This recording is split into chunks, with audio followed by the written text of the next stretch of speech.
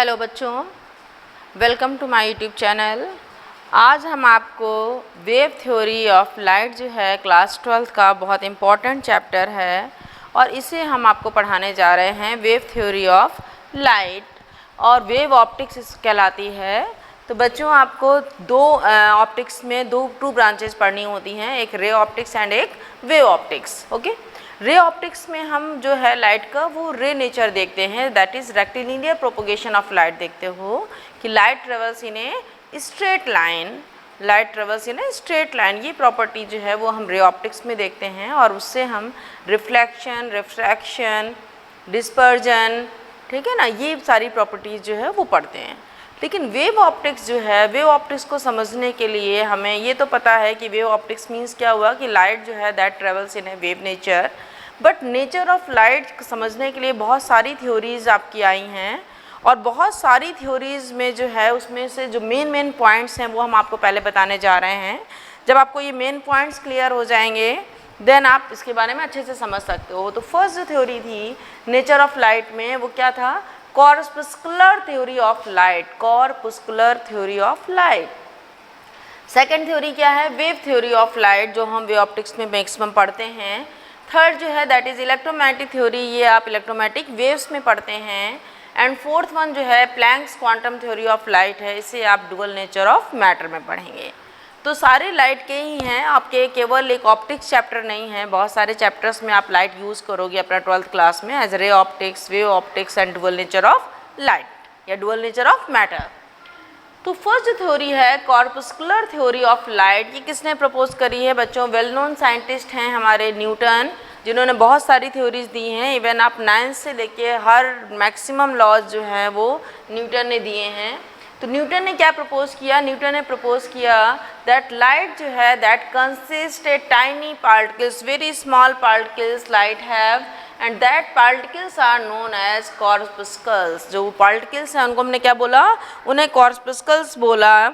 और ये कॉर्पस्कल्स होंगे वो बहुत हाई स्पीड में ट्रेवल करते हैं, वेरी हाई स्पीड में मूव करते हैं। किससे मूव करते हैं? By luminous object. Luminous object means कोई भी ऑब्जेक्ट जो आपको लाइट दे रहा है दैट इज़ ल्यूमिनस ऑब्जेक्ट हुआ। तो इसमें उन्होंने जो थ्योरी दी है मेनली क्या दिया? न्यूटन ने प्रपोज की दैट लाइट जो है दैट कंसिस्ट है very small particles, the tiny particles which we can't see by naked eye. These particles are called corpuscles and they travels at a very high speed by luminous body, luminous objects, and they explained reflection, refraction and rectilinear propagation of light। तो जो Newton की theory थी, जो corpuscular theory थी, जो corpuscular theory थी आपकी, उसने क्या बताया? उसने रिफ्लेक्शन, रिफ्रैक्शन और रेक्टिलिनियर प्रोपगेशन ऑफ लाइट बताया। और उन्होंने भी कहा कि जो लाइट है दैट कंसिस्ट है very small particles, which particles? Those particles are known as corpuscles. Next जो थ्योरी आपकी आई है वो क्या है? वेव थ्योरी ऑफ लाइट है। वेव थ्योरी किसने प्रपोज करी? उसने सबसे पहले हाइगेंस ने दिया था। तो wave theory is given by Huygens और अकॉर्डिंग टू हाइगेंस जो था वो क्या था कि लाइट ट्रेवल्स इन में लॉन्गिट्यूडनल वेव्स। जो लाइट है आपने टाइप्स ऑफ वेव्स पढ़े होंगे, 9th में पढ़े होंगे, longitudinal waves and transverse wave.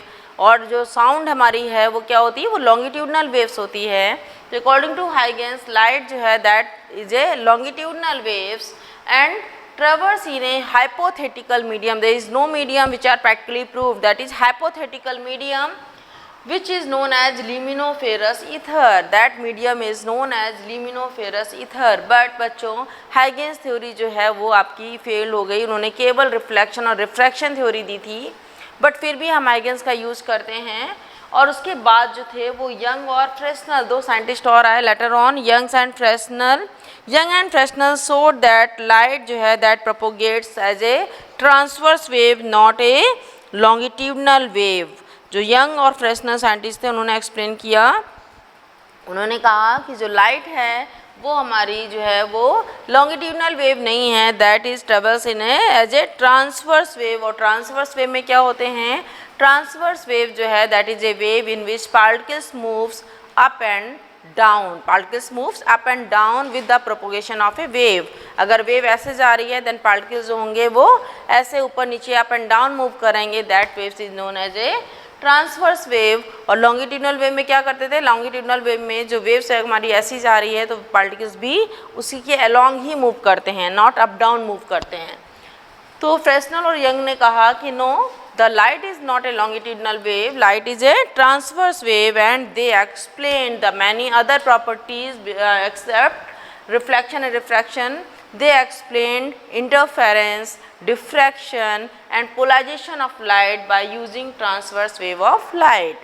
Then Huygens theory जो है वो फेल हो गई एंड जो एक्सेप्टेबल है वो यंग है. तो यंग और फ्रेस्नेल ने ही क्या किया, इंटरफेरेंस बताया, डिफ्रैक्शन बताया एंड पोलराइजेशन बताया. नेक्स्ट थ्योरी क्या थी, इलेक्ट्रोमैग्नेटिक थ्योरी थी. Electromagnetic theory is given by Maxwell. Maxwell ने इलेक्ट्रोमैग्नेटिक थ्योरी दी है. According to Maxwell, light has electric field and magnetic field both are perpendicular to each other and light travels perpendicular to the electric field and magnetic field. तो उन्होंने क्या कहा, उन्होंने कहा कि मैक्सवेल ने कहा कि जो लाइट है उसमें electric field and magnetic field oscillations होते हैं. जो हमें दिखती है, जो ऑप्टिकल नेचर ऑफ लाइट होता है, that is due to electric field और उसे कोई मीडियम की रिक्वायरमेंट नहीं होती. Light is a electromagnetic wave which need not any type of medium for their propagation. ये इलेक्ट्रोमैग्नेटिक थ्योरी हो गई. आप एक चैप्टर इलेक्ट्रोमैग्नेटिक वेव्स का पढ़ते हो जिसमें हम केवल इलेक्ट्रोमैग्नेटिक थ्योरी पढ़ते हैं. एंड लास्ट वन जो थ्योरी है that is Planck's quantum theory of light. अब Planck's quantum theory of light किसने दी, जैसा नाम है वैसे ही प्लैंक साइंटिस्ट थे, उन्होंने दिया. तो Planck's quantum theory of light is given by Planck and उन्होंने क्या कहा, उन्होंने फिर भी यही कहा जो उन्होंने न्यूटन ने कहा था, that according to Planck's light has a small pockets of energy. उन्होंने पार्टिकल्स बोला था, इन्होंने यहाँ पे क्या बोला कि लाइट जो है उसमें छोटे छोटे पैकेट्स होते हैं. किसके पैकेट्स हैं, एनर्जी के. Light has a small packets of energy and those packets of energy are called photons. Those packets of energy are called photons. और उन फोटॉन्स के बाद जो है उसी प्लैंक के बाद, प्लैंक की थ्योरी के बाद आइंस्टीन ने थोड़ा सा और ऐड किया और आइंस्टीन ने उसी थ्योरी को आगे बढ़ाते हुए एक्सप्लेन किया photo electric effect. According to Einstein used the Planck's quantum theory of light and explained photoelectric effect. ये फोटोइलेक्ट्रिक इफेक्ट जो है वो आप next chapter dual nature of matter में पढ़ेंगे. और फोटोइलेक्ट्रिक इफेक्ट जो है वो बिल्कुल सक्सेसफुली एक्सप्लेन्ड हुआ था. तो जैसे हम इंटरफेरेंस, डिफ्रैक्शन एंड पोलराइजेशन पढ़ते हैं वैसे ही जो लाइट है, light behave as a wave while in photoelectric effect.